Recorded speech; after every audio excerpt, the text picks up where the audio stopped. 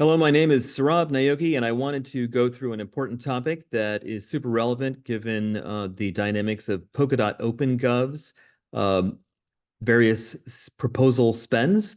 Right now, the state of the world is that the majority of spends are one-time dot requests or increasingly USDC or USDT. What I wanted to go through is a much more realistic situation, which hardly anybody is doing now, but I think is really critical for many proposals to be adopting basically immediately as of tomorrow. Okay, so I'm going to go through this in detail. This presentation has a cheat sheet, and you can basically look at the cheat sheet that we've put together and try to understand it to develop your own utility batch proposal using stablecoins. All right. So if you go to this cheat sheet, I'll just go through the end result briefly.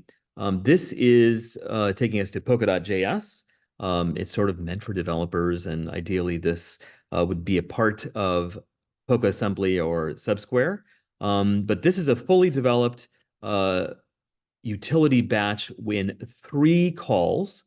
And what it does is describe a payout at 3 different milestones at 3 different times in USDC. Okay. It's just more easy on the eyes to look at it over here. So just at high level, there's one call that basically describes what happens at enactment because there is no timing specified exactly. The next call goes through and says, oh, let's deliver a claimable payout at some later block, 24,100,000. And the third call is basically very similar to the second, and it says deliver a claimable payout at 25,396,000. Okay, so we'll go through these various pieces in detail, but at a high level, let's go through the why. Your goal it should be to have your relatively complicated project configured to pay in stablecoins with a utility batch like the one I just showed you in milestones, milestone 1, milestone 2, milestone 3. Our example has 3 milestones. You could have 4, 2, whatever. Using this utility batch mechanism. Why stablecoin? In brief, it's because DOT is not exactly stable. You have vendors to pay, employees to feed, and they themselves have to go buy bread and medical insurance and feed their families. And it's just unrealistic to have all of those guys paid in DOT. If you request DOT and DOT falls, you won't be able to pay those employees and vendors, making it very difficult for you to complete your project. On the other hand, if you request DOT and DOT increases relative to USDC or USDT, the Treasury loses because if today's DOT goes up to $50 in value, that's value that basically they kind of overspent on your proposal. Don't really like that approach, but it is typical of how people think in OpenGov, and it is probably the future of typical OpenGov Treasury spends. Okay, so when things like this happen, or in the hopefully the opposite, we have stablecoin to actually conduct business between proposals and the Treasury. Okay, why milestones?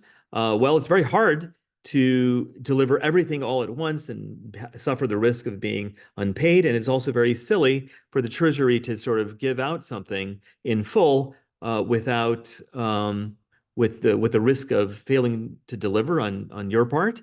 So it's better to deliver things in milestones. So you deliver some upfront, maybe ideally you've built some product and you can actually show everybody how it works and what your roadmap is for your marketing or whatnot.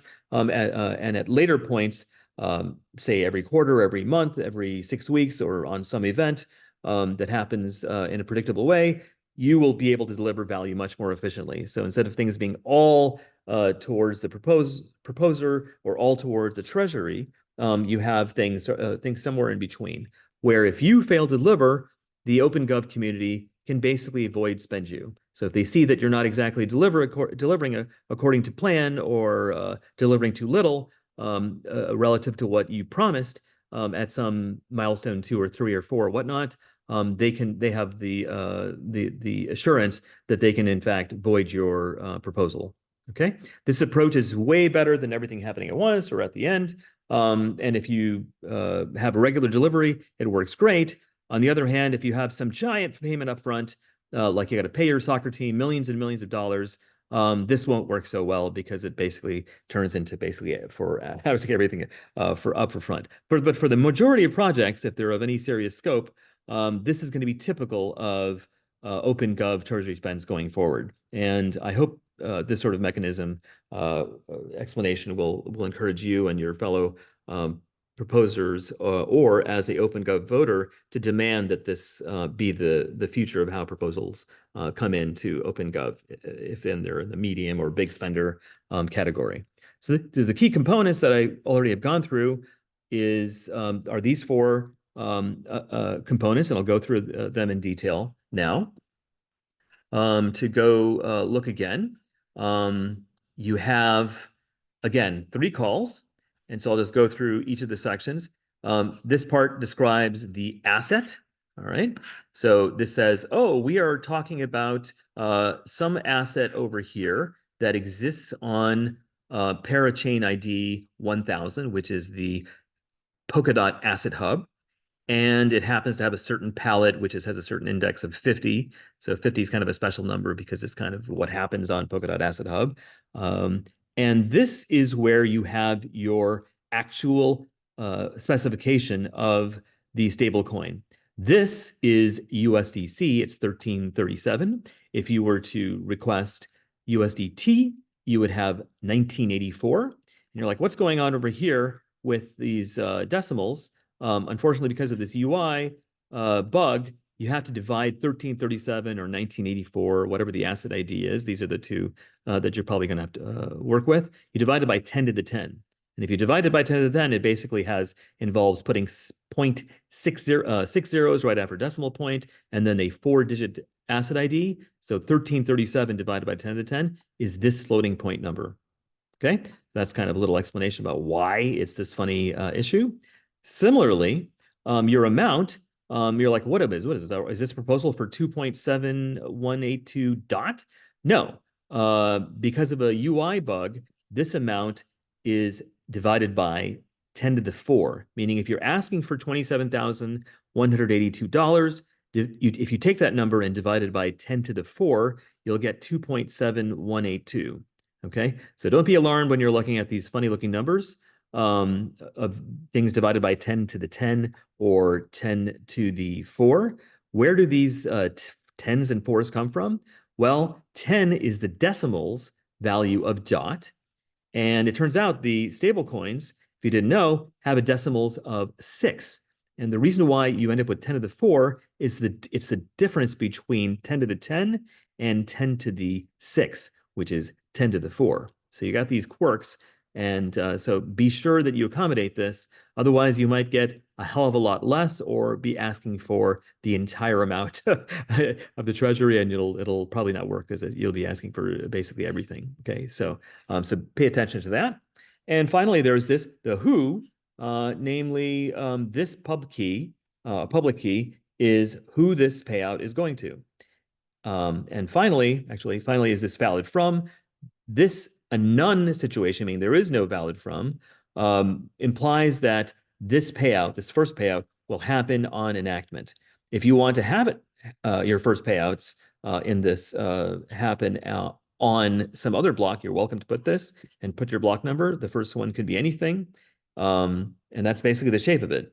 The first payout says, pay us 27,182 of USDC. And be sure it goes to this beneficiary on enactment. Okay, so that's kind of like what typically happens when proposals come in requesting stablecoin. This is the special part. Okay, so it's basically the same as the first call, same sort of asset descriptions.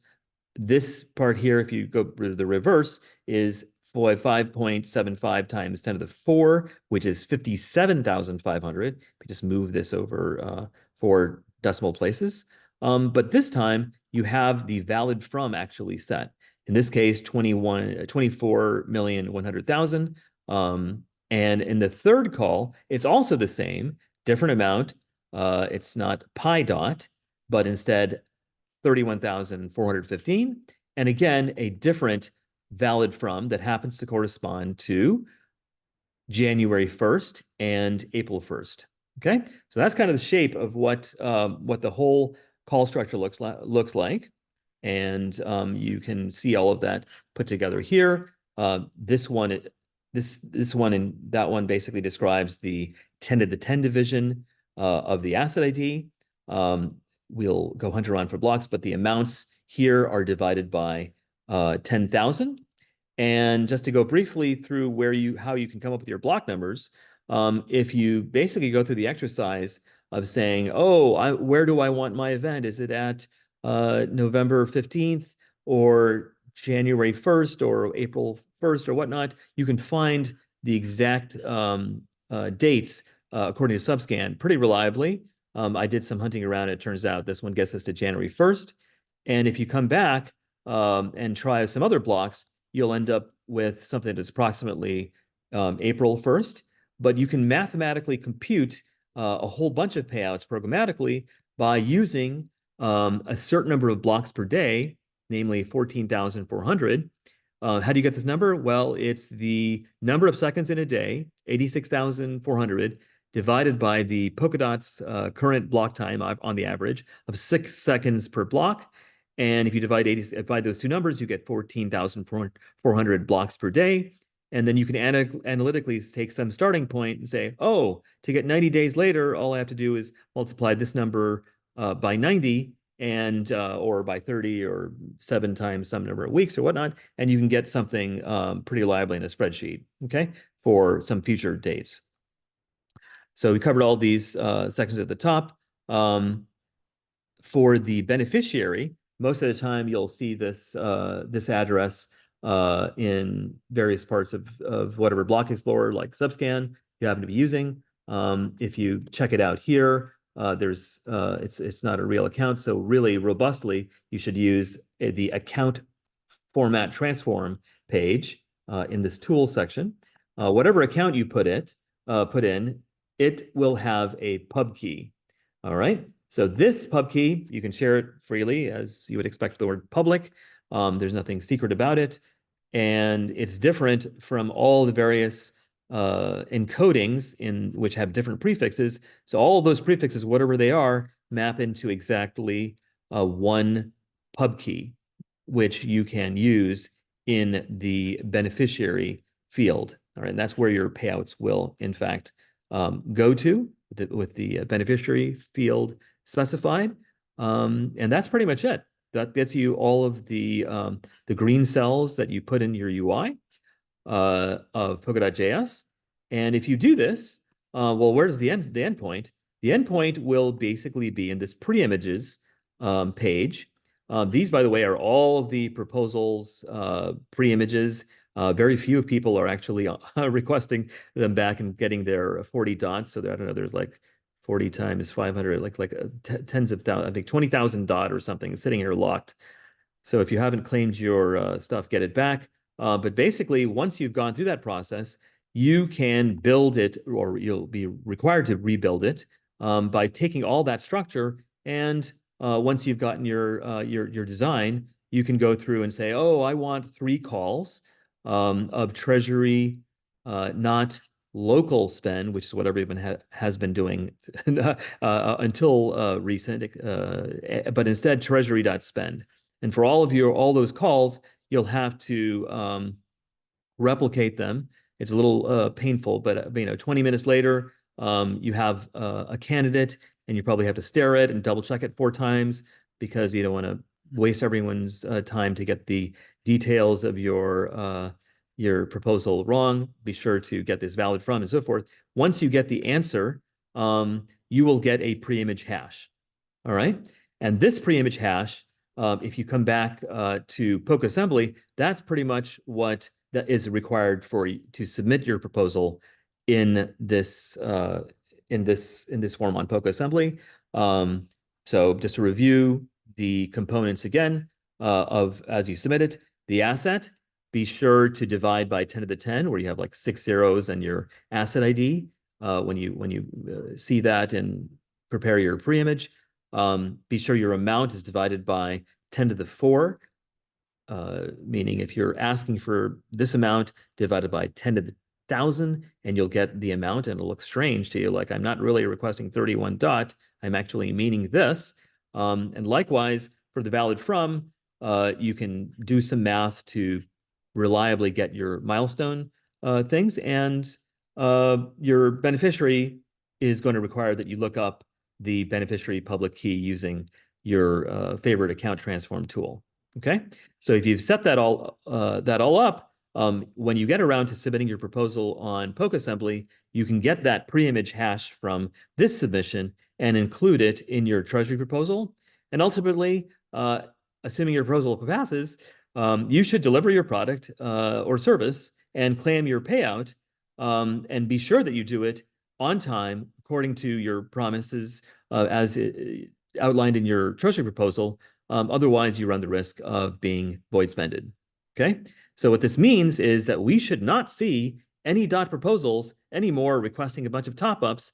We should see everyone's proposals in stablecoin, ideally using this utility batch, so that maximum value is delivered by the proposers to the OpenGov dot voter with our resource of the dot treasury. Hopefully this has been useful. I'm happy to check out the next 5 or 10 utility batches with this method. I'm just learning with you, but hopefully this will improve the situation with OpenGov treasury proposals going forward. Thank you all, and thank you for listening.